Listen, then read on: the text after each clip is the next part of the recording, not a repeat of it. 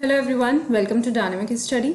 आज की हमारी जो यूनिट है वो है हायर एजुकेशन सिस्टम पे बेस्ड और टॉपिक आपका है institutions of higher learning and education in ancient India. इससे पहले हमने वैदिक एज के बारे में डिस्कस किया है कि वैदिक एज क्या होता है। आज की क्लास में हम बात करेंगे लेटर वैदिक एज के बारे में। जो लेटर वैदिक एज का पीरियड था या आपके वैदिक एज के पीरियड के बाद का पीरियड का टाइम है और उस टाइम पे एजुकेशन सिस्टम कैसा था, हम इस बारे में डिस्कस करेंगे। तो अगर आपने पहले वाली वीडियो जो पार्ट 1 वीडियो है वो नहीं देखी है तो प्लीज़ आप उसको देख लीजिए, मैंने यहाँ पे कार्ड में डाल दिया है। ठीक है, आप उस वीडियो को देखने के बाद ही इस वीडियो को देखिएगा, तभी आपको ये वीडियो समझ में आएगी। ओके, ये जो टॉपिक है आपका ये new and updated net syllabus पे बेस्ड है, तो अगेन बहुत ज़्यादा इंपॉर्टेंट टॉपिक हो जाता है आपके एग्जाम के लिए। तो देखिए, अगर हम लेटर वैदिक एज की बात करें तो लेटर वैदिक एज जो था वो वैदिक एज के बाद का टाइम था। यहाँ पे हमने ज़्यादा जो हमारी फिलॉसफी थी वो वर्क के ऊपर चली गई। वर्क से पहले क्या था, वैदिक एज में हम वर्शिप की बात करते थे, अब हम वर्क की बात कर रहे हैं। ठीक है, पहले हम धर्म की बात करते थे, हमारी जितनी भी चीज़ें होती थी, जितना भी हमारा सोल्यूशन होता था वो धर्म के ऊपर बेस्ड होता था। यहाँ पे हम थोड़ा सा इसमें प्रैक्टिकल चीज़ें भी इम्प्लाइड कर रहे हैं, प्रैक्टिकल चीज़ें भी मिला रहे हैं। पहले हमने वेद पे ध्यान दिया था, सारी जो एजुकेशन होती थी, सारी जो टीचिंग होती थी वो सिर्फ वेद के थ्रू होती थी। अभी हमारा जो करिकुलम है एजुकेशन का लेटर वैदिक एज में, इसमें आपका उपनिषद भी ऐड हो गए हैं। और जो पहले मेथड था आपका, पहले कौन सा मेथड था आपका, ओरल था या फिर थिंकिंग थी, चिंतन था, ठीक है, और मानस था कि आप किस तरह से थिंकिंग करोगे उसको और क्या बोलोगे। ठीक है, अभी क्या है, अब आपका ओरल आ गया है, थिंकिंग आ गया है, उसके अलावा मेडिटेशन पे बहुत ज़्यादा यहाँ पे ध्यान दिया गया है। मेडिटेशन आपका बहुत important type of education system है या मेथड ऑफ एजुकेशन है लेटर वैदिक एज में। तो पहले जो था, पहले जो हमारी थिंकिंग थी वो थी कि आप क्या करेंगे, आप प्रीस्टहुड, आप जो भी एजुकेशन ले रहे हैं उसके थ्रू आप क्या बन सकते थे, आप प्रीस्टहुड को अपना सकते थे, आप पंडित बन सकते थे, इस तरह से थे।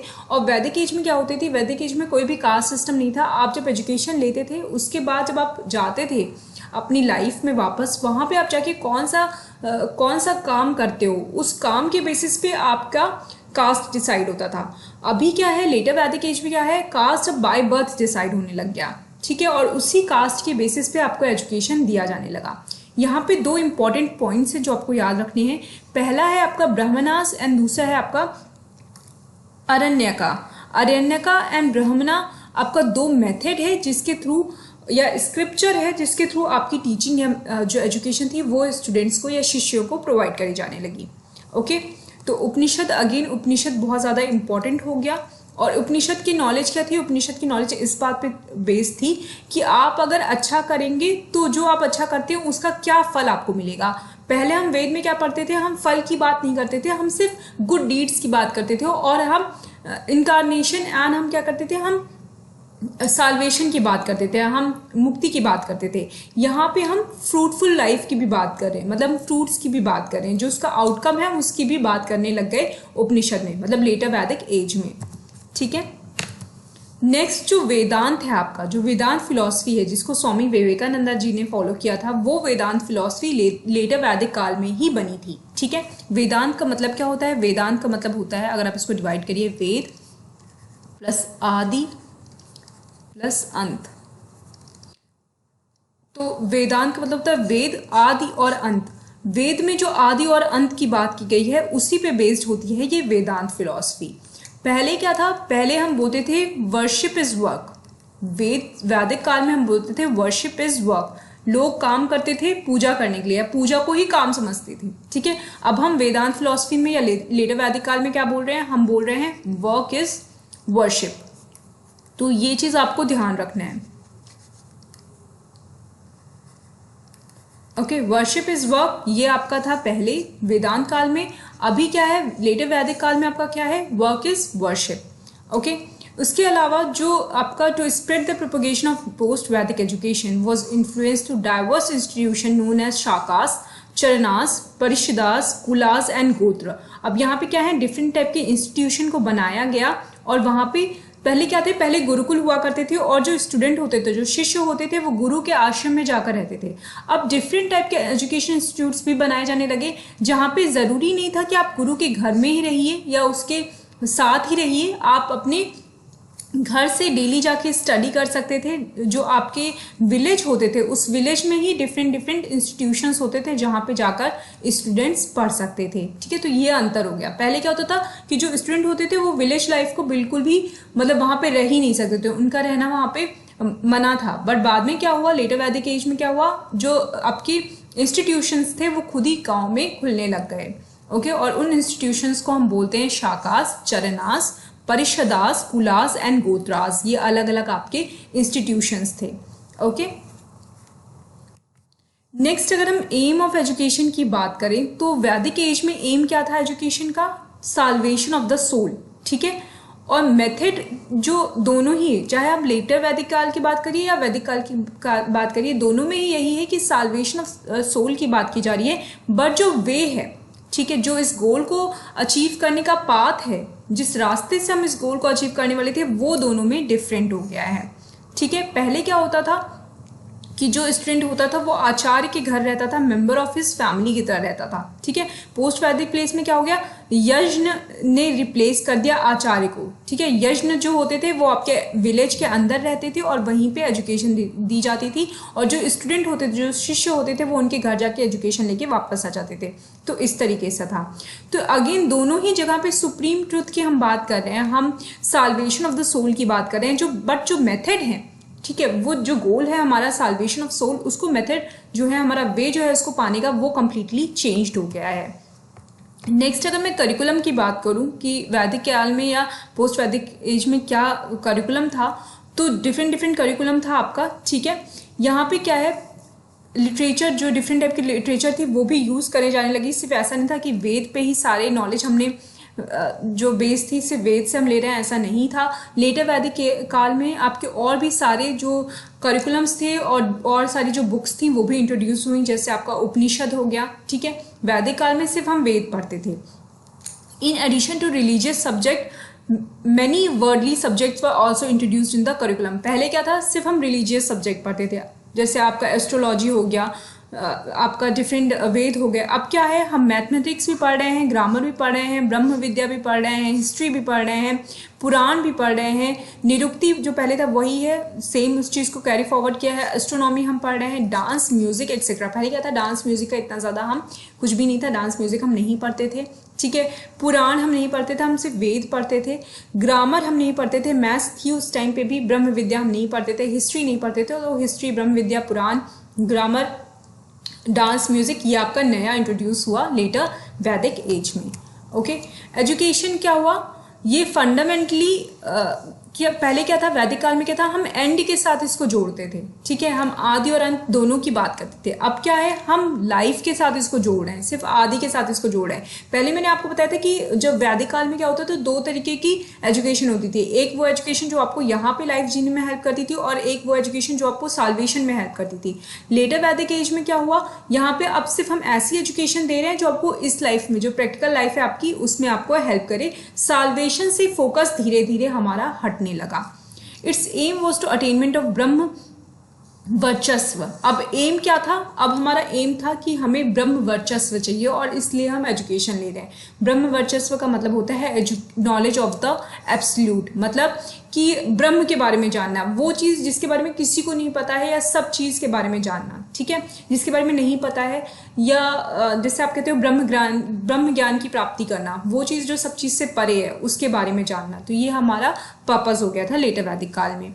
The performance of sacrifice and other ritualistic operations were directed to the same end, but special emphasis was laid on the study of scriptures, technically known as swadhana और self study। तो पहले क्या होता था, पहले हम sacrifices या rituals पे ध्यान देते थे। अब sacrifice का यहाँ क्या मतलब है, यहाँ पे मतलब है sacrifice का संस्कार पे, मतलब जैसे शादी हो गया, क्रियाकर्म हो गया, ये इस तरह के जितने भी sacrifices होते थे इन पे ध्यान दिया जाता था, इनको कैसे करना है इसके बारे में सारी इन्फॉर्मेशन दी जाती थी। अभी क्या है, अभी हम और भी स्पेशल एम्फेसाइज देने लगे अलग अलग चीज़ों पे, जैसे कि बाद में आपका जो लेटर वैदिक काल है वहाँ पे स्वाध्याय पे बहुत ज़्यादा ध्यान देने लगा गया। स्वाध्याय का मतलब क्या होता है? स्वाध्याय मतलब मतलब खुद से, वो अध्याय जो खुद से किया जाए, मतलब सेल्फ स्टडी करना। ठीक है, तो सेल्फ स्टडी का जो कॉन्सेप्ट था वो लेटर वैदिक आपका एज जो था वहाँ से इंट्रोड्यूस्ड हुआ। नेक्स्ट अगर आप बात करिए मेथड ऑफ इंस्ट्रक्शन, क्या क्या मेथड थे इंस्ट्रक्शन के या क्या क्या वेज थी इंस्ट्रक्शन के, तो आपका हियरिंग, थिंकिंग एंड मेडिटेशन, ये आपका 3 इंपॉर्टेंट मेथड था उस टाइम पे, जो लेटर वैदिक काल है उस टाइम पे। हमने वैदिक काल में जब बात करी थी तो मैंने आपको 2 बताया था। पहला था आपका मनन और जो चिंतन था, जो मनन था जिसको हम बोलते थे थिंकिंग, और हियरिंग था जो मानस था। ठीक है, तो ये जो दोनों चीज़ें थी, चिंतन, मनन और मानस, ये जो चीज़ें थी आपकी हियरिंग एंड थिंकिंग, इसमें एक और आपका ऐड हो गया जो कि मेडिटेशन हो गया। लेटर वैदिक एज जो है उसमें आपका मेडिटेशन पे ज़्यादा फोकस किया गया है। Okay, The 3 principal psychological methods of instruction during the post-Vedic period. Also, question-answer system was followed in the Upanishad literature. Though this difficult and abstract ideas are made simple. तो उसमें क्या किया गया? पहले क्या होता था, क्वेश्चन आंसर नहीं चीज़ें होती थी। ठीक है, क्वेश्चन आंसर के थ्रू हम स्टडी नहीं करते थे। हम जो वेद में लिखा रहता था हम श्रोत, श्लोक और मंत्र के थ्रू ही स्टडी करते थे। लेटर वैदिक काल में क्या हुआ, क्वेश्चन आंसर्स के थ्रू भी स्टडीज होने लगी। जैसे उसमें क्या होता था लेटर वैदिक काल में कि जो शिष्य होते थे वो गुरु से क्वेश्चन करते थे, और जो गुरु होता था वो शिष्यों को आंसर देता था, और उन्हीं बेसिस पे बुक्स का फॉर्मेशन होने लगा। ठीक है, तो ये आपका उपनिषद में भी इसी तरीके से लिखी गई है चीज़ें, जो क्वेश्चन आंसर की तरह है, उसी तरीके से फ्रेम आउट किया गया है। तो ये भी एक मेथड ऑफ इंस्ट्रक्शन को, नया मेथड जो था वो इंट्रोड्यूस किया गया। नेक्स्ट है important place of teacher. Teacher की जो क्या प्लेस होती थी उस टाइम पे, जो टीचर होता था या जो गुरु होता था वो प्रीडोमिनेंट प्लेस होती थी उसकी, और सिर्फ उसके गुरुकुल में नहीं बल्कि सारे सोसाइटी के अंदर ही जो गुरु होता था उसका बहुत ज़्यादा मान होता था। वो पूरी सोसाइटी में बहुत ज़्यादा माने जाने दिया जाता था उसको, और वो सबके लिए एज अ ग्रेट गाइड होता था। मतलब किसी को भी कोई भी समस्या होती थी, कोई भी प्रॉब्लम होती थी, कोई भी चीज़ पूछना होता था, वो गुरु के पास जाता था। ठीक है, और जो टीचर होता था उससे क्या एक्सपेक्ट किया जाता था, उससे ये एक्सपेक्ट किया जाता था कि वो जो भी पढ़ा रहा है उसको उसमें प्रोफाउंडिटी होगी, उसको सब कुछ उसके बारे में पता होगा, आगे पीछे अभी का सबका मतलब क्लियर वॉयेंट होगा, वो मतलब दृष्टिता होगा उसके अंदर, मतलब वो सब कुछ जानता होगा। ठीक है, और इंटेलेक्चुअल होगा, मतलब बहुत ज़्यादा उसके अंदर बहुत ही ज़्यादा शार्प माइंडेड होगा वो जो टीचर होगा। ठीक है, तो ये उनकी एक्सपेक्टेशन होती थी टीचर से, और जो टीचर होता था वो बहुत ही इंपॉर्टेंट, मतलब उसका प्लेस होता था। जो स्टूडेंट होते थे वही टीचर्स के लिए दान मांगने जाते थे हर जगह, और जो उनको भिक्षा मिलती थी उसी भिक्षा के बेसिस पे ही स्टूडेंट जो होते थे वो अपने गुरु को लाकर देते थे, और गुरु मतलब उस चीज़ का अपने स्टूडेंट से ही वो भिक्षा के रूप में ग्रहण करता था। तो ये सारी चीज़ होती थी, और जो ड्यूरेशन थी एजुकेशन की वो 12 ईयर की थी। 12 ईयर की ड्यूरेशन थी। उस टाइम पे वो एजुकेशन सिस्टम आपका खत्म हो जाता था। आपको अपनी ज़िंदगी में 12 साल ही पढ़ाई करने होते थे, उन 12 साल के पढ़ाई में ही आपकी सारी पढ़ाई एजुकेशन जो था वो पूरा खत्म हो जाता था। तो यस, मैंने दान की बात करी, मतलब मैंने भिक्षा की बात करी। तो भिक्षा क्यों उस वक्त दी जाती थी, बच्चों को क्यों बताया जाता था कि आपको भिक्षा लेना है या भिक्षा जाकर लेनी है, तो ये आती है आपकी duties of student and teacher में, कि टीचर की क्या ड्यूटीज़ होती थी और स्टूडेंट्स की क्या ड्यूटी होती थी। तो स्टूडेंट की ड्यूटी ये होती थी कि वो जाकर भिक्षा मांगे और उसके बाद अपने गुरु को और खुद को भी सपोर्ट करे। तो ऐसा क्यों कहा जाता था उनसे भिक्षा मांगने के लिए, ताकि स्टूडेंट्स को पता चल सके कि चैरिटी कितनी बड़ी चीज़ होती है, तो जो इम्पोर्टेंस ऑफ चैरिटी है, और उनको ग्रेटर गुड्स के बारे में बताया जाता था कि क्या चीज़ें जब आप किसी के लिए अच्छा करते हो तो अल्टीमेटली आपके लिए भी अच्छा होता है, और जब आप किसी को दान करोगे, जो ये मतलब पूरा उनका समाज है वो दान पे चल रहा है, तो दान के बेसिस पे ही आपका भी भला होगा। किसी के लिए आप दान करोगे तो उसका आउटकम किसी ना किसी को मिलेगा। तो इस चीज़ को समझाने के लिए यहाँ पे भिक्षा का एक उन्होंने बनाया हुआ था कि भिक्षा मांगना है, ताकि वो जो स्टूडेंट थे, जो छोटे बच्चे होते थे, उनको पता चले कि दान देना कितनी बड़ी चीज़ होती है। This tradition was carried out by all, B it rich और पुअर। तो ऐसा नहीं होता था कि जो रिच होते थे उनको नहीं मांगना पड़ता, तो कोई भी जो स्टूडेंट होगा वो भिक्षा मांगने जाता था। Along with the external duties, study was the main duty of people. तो इसके अलावा जो ये सारी तो आपकी एक्सटर्नल ड्यूटीज़ हो गई, इसके अलावा जो मेन ड्यूटी होती थी वो होती थी टू स्टडी, मतलब स्टडी करना मेन ड्यूटी होती थी। और जो वेद की स्टडी होती थी उसके साथ एजुकेशन स्टार्ट होती थी, मतलब स्टार्टिंग में सबसे पहले वेद पढ़ाया जाता था और उसके बाद धीरे धीरे करके बाकी सारी चीज़ों को पढ़ाया जाता था। तो at the completion of their education period the teacher would deliver convocation address to the student which sought to remind them of the duties in practical life. They stood at the threshold of this. This was the samavartana ceremony. तो एक जब उनकी education खत्म हो जाती थी तो उसके बाद एक सेरेमनी होती थी जिसको समवर्तना सेरेमनी बोलते हैं, और ये एक तरीके से जो आज के टाइम में कॉन्वोकेशन होता है उसी का एक रूप था कॉन्वोकेशन का ही. वहाँ पे टीचर स्टूडेंट्स को समझाता था कि अब आप पढ़ चुके हो, अब आपको बाहर जाके क्या क्या चीज़ें करनी है, कैसे आपको प्रैक्टिकल लाइफ अपनी जीनी है. तो वो जो कॉन्वोकेशन आज के टाइम पे होती है वो बेसिकली लेटर वैदिक काल में समवर्तना उसको बोलते थे, समवर्तना सेरेमनी थी. ये कॉन्वोकेशन वहाँ से आया हुआ है. ठीक है. It was traditional knowledge to people through a succession of teacher which come to known as गुरु परंपरा. वहाँ पे अगेन एक कॉन्सेप्ट था गुरु परंपरा का. गुरु परंपरा का मतलब ये होता था कि जो गुरु होता था उसके बाद वो अपना एक शिष्य को एज अ गुरु चूज करता था. तो जो भी ऐसा स्टूडेंट होता था जो उसको लगता था कि बहुत ही ज़्यादा इंटेलिजेंट है या बहुत ज़्यादा मतलब ऐसा है कि उसके अंदर सारे गुण हैं और वो मतलब टीचर बन सकता है, तो उसको वो अपना सक्सेशन चूज करता था और वो उसके शिष्य में से ही होता था. ठीक है. तो एक गुरु होता था, उसका शिष्य जो होता था आगे चल के वो गुरु बनता था. ठीक है. इस तरीके से गुरु परंपरा चलती थी वहाँ पे. तो ऐसा नहीं था कि कुल की बेसिस पे गुरु परंपरा थी. जैसे मान लीजिए मैं गुरु हूँ तो ऐसा नहीं होगा कि मैं अपने जो मेरे बच्चे होंगे मैं उनको अपना गुरु बना दूंगी. ऐसा होगा कि जो मुझे लगेगा कि हाँ ये गुरु बनने के लायक है उसको मैं गुरु बनाऊंगी. तो गुरु परंपरा इसको कहते थे. ठीक है. The life of a teacher served as a model for the people to follow and imitate. जो टीचर की लाइफ होती थी वो मतलब वहाँ पे क्या होता था, टीचर की लाइफ के बेसिस पे ही बच्चे जो होते थे वो उनको फॉलो करते थे और इसी वजह से टीचर का बहुत ज़्यादा मतलब अच्छा होना बहुत ज़्यादा ज़रूरी होता था. और एक चीज़ मैं और आपको बताने वाली हूँ, जो एंशियंट इंडिया था उस टाइम पे कोई भी चीज़ जैसे गुरु परंपरा हो गई, राजा की भी जो परंपरा थी वो भी इसी तरीके की होती थी. ऐसा नहीं होता था कि जो राजा का पुत्र है वही राजा बनेगा. ऐसा होता था उस टाइम पे कि जो राजा के लायक होता था वो राजा बनाया जाता था. और ऐसे में बहुत बड़े बड़े ऐसे राजा रहे हैं जिन्होंने अपने पूरे उसको दान दे दिया था, मतलब राज्य को दान दे दिया था, किसी और को राजा बना दिया था. बाद में ये चीज़ें आई कि लोगों ने अपने ही बच्चों को मतलब सब कुछ देना स्टार्ट कर दिया और बाद में ये चीज़ आई. तो उस टाइम पे जो जिस लायक होता था उसको वो चीज़ मिलती थी. ठीक है. तो वहाँ पे टैलेंट की बहुत ज़्यादा कद्र थी उस टाइम पे सोसाइटी में. Okay. Forms of educational institution, किस तरीके के फॉर्म थे एजुकेशन इंस्टीट्यूशन के, तो चलिए डिस्कस कर लेते हैं. तो वहाँ पे बेसिकली 3 टाइप्स ऑफ फॉर्म होते थे गुरुकुल के. जो इंस्टीट्यूट्स होते थे गुरुकुल उनको 3 टाइप में आप डिवाइड कर सकते हो या एजुकेशन इंस्टीट्यूट्स को. पहला आपका हो गया गुरुकुल. ठीक है. दूसरा हो गया आपका परिषद जिसको हम एकेडमिक्स बोलते थे और तीसरा है सम्मेलन जिसको हम कॉन्फ्रेंस बोलते थे. तो लेटर जो वैदिक काल था उसमें क्या था, उसमें गुरुकुल पे ही सारा एम्फेसाइज था. यहाँ पे क्या है, यहाँ पे 3 चीजें आ गई आपकी, गुरुकुल हो गया, परिषद हो गया और सम्मेलन हो गया. तो यहाँ पे क्या होता था, जो ट्रेनिंग होती थी, जो ब्राह्मण लोग होते थे, जो क्रियाकर्म करते थे, उनकी जो ट्रेनिंग होती थी वो ब्राह्मण के घर में होती थी. ठीक है. जो ब्राह्मण टीचर होते थे वो स्पेशली अपॉइंट किए जाते थे ब्राह्मण शिष्यों को ट्रेनिंग देने के लिए, ताकि वो उनको बता सकें कि कैसे कैसे क्रियाकर्म करने हैं. अच्छा, पहले क्या होता था वैदिक काल में जितने भी लोग होते थे, चाहे वो पहले तो सबसे बड़ी बात कास्ट सिस्टम थी नहीं, जो आप काम करते थे उसके बेसिस पे आपका कास्ट होता था. तो जितने भी शिष्य होते थे उनको वेद पढ़ना जरूरी होता था.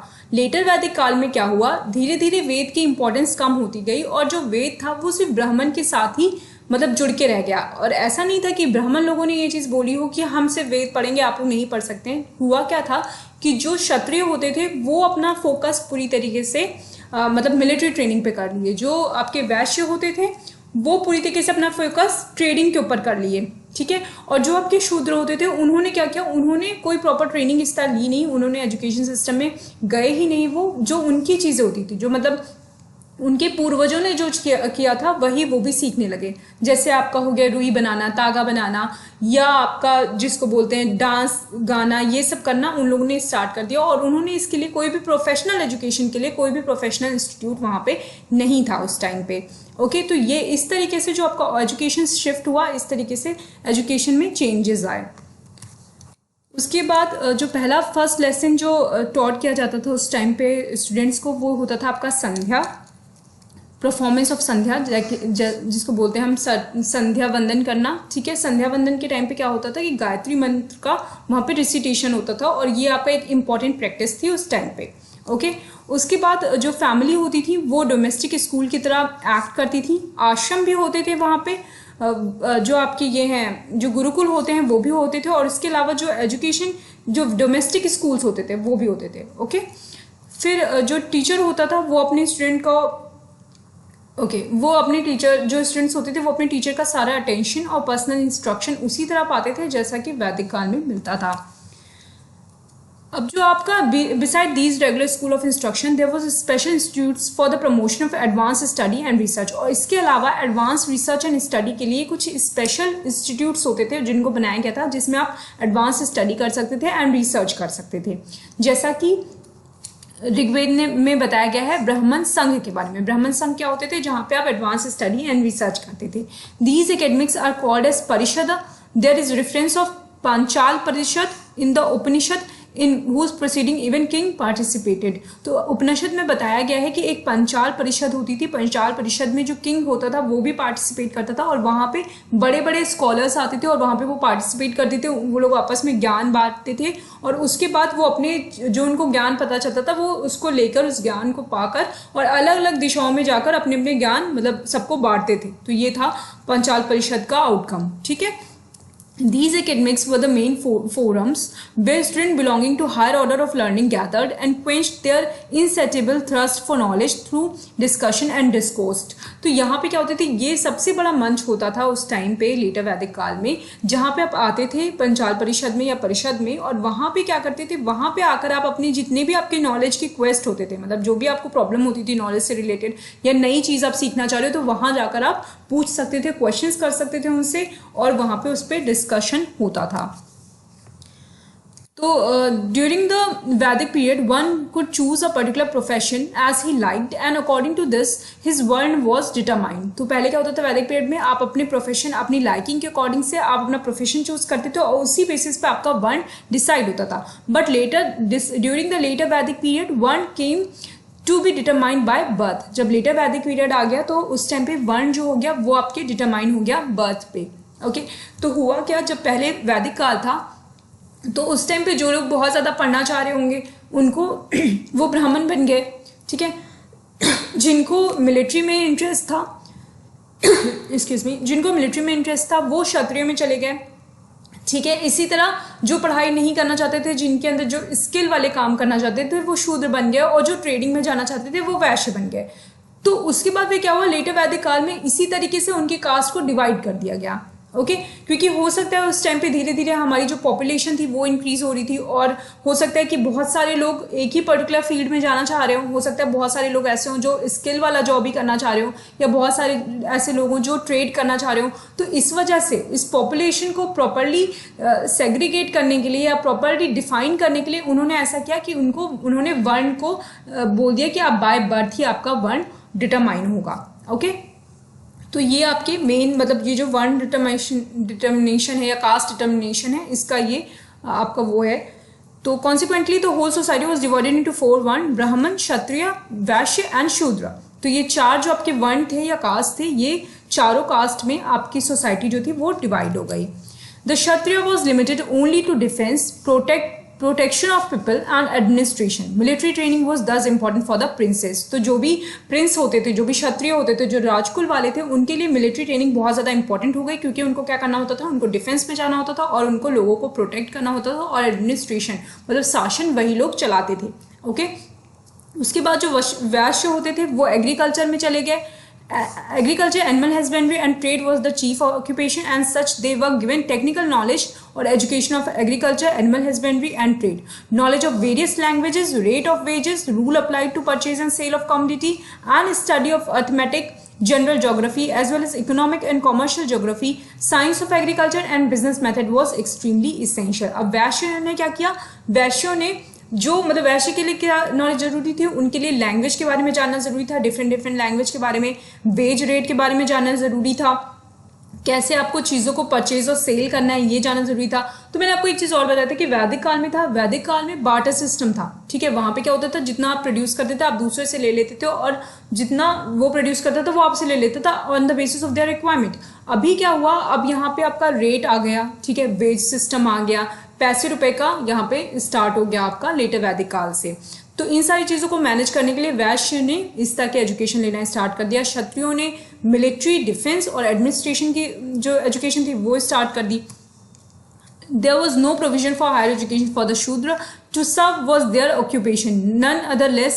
Their education resembled more or less that of वैश्य। तो जो शूद्र होते थे उनकी जो एजुकेशन थी वो हायर एजुकेशन नहीं लेते थे, वो वैश्यों की तरह ही एजुकेशन लेते थे, बट उनके साथ उनको स्किल एजुकेशन भी लेनी पड़ती थी। और जो स्किल एजुकेशन वो लेते थे वो खुद लेते थे अपने ही मतलब अपने ही पूर्वजों के द्वारा या अपने ही फोरफादर्स के द्वारा, जो उनके पिता होते थे या जो भी उनके फैमिली में होता था वो उनको सिखाता था कि कैसे उनको उनके खुद के खानदानी काम को बढ़ाना है आगे।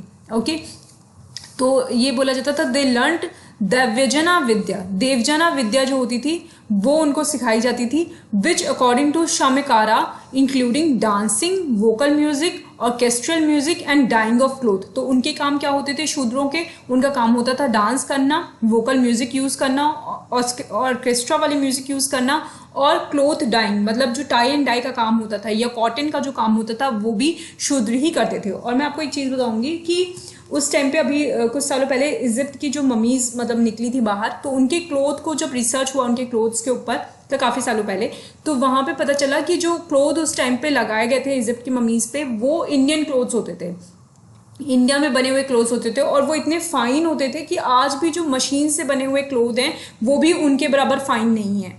ठीक है, तो उस टाइम पे इतना ज़्यादा एडवांस हमारा स्किल जो सेक्टर था वो था। ठीक है, no establish technical institutes were in existence for the sake of imparting technical education, but वहाँ पे कोई भी टेक्निकल एजुकेशन के लिए इंस्टीट्यूट्स नहीं होते थे उस टाइम पे। तो इसलिए जो नॉलेज होती थी वो generation to generation as heritage transfer होती थी। तो जो जिसकी हेरिटेज होती थी वो उसको उस तरीके की नॉलेज प्रोवाइड करता था। जो स्कूल्स होते थे वो मिलिट्री नॉलेज प्रोवाइड करते थे, ट्रेडिंग नॉलेज प्रोवाइड करते थे, और आपकी जो एजुकेशन की नॉलेज होती थी, जो ब्राह्मण को नॉलेज दी जाती थी वो प्रोवाइड करते थे। तो आप बोल सकते हो कि आर्यों ने मतलब बाद में जो आर्य का जो आपका लेटर वैदिक पीरियड आया उसमें आपका वर्ण सिस्टम स्टार्ट हो गया, और वर्ण सिस्टम स्टार्ट होने की वजह से जो एजुकेशन था वो डिवाइड हो गया on the basis of their वर्ण। तो यहाँ पे क्या है, ये आपका आप बोल सकते हो कि आर्ट एंड साइंस भी उस वक्त बहुत ही ज़्यादा प्रिवेलिंग था, पैरेलल ही चलता था as in the form of education with parallel of Veda and Vedanta. ठीक है, और जो उपनिषद थी वो आपका इम्पोर्टेंट आपने फोकस दे दिया यहाँ पे, क्योंकि वहाँ पे वेद के साथ साथ उपनिषद भी स्टार्ट कर दिया गया पढ़ाने के लिए। तो ये this is the end of the video. I hope आपको समझ में आ गया होगा टॉपिक। तो थोड़ा सा वास्ट वीडियो है, थोड़ी सी मतलब लेंथ ज़्यादा है इस वीडियो की, और नेक्स्ट पार्ट में हम अगेन एक वीडियो मतलब कवर करेंगे। तो ये जो टॉपिक है ये थोड़ा वास्ट है आपका, बट आई होप आपको समझ में आ रहा होगा। कोई भी अगर थ्योरी कोई भी क्वेरी है आपकी तो आप मुझे कमेंट में पूछ सकते हैं। Thank you so much, keep on watching, keep on learning.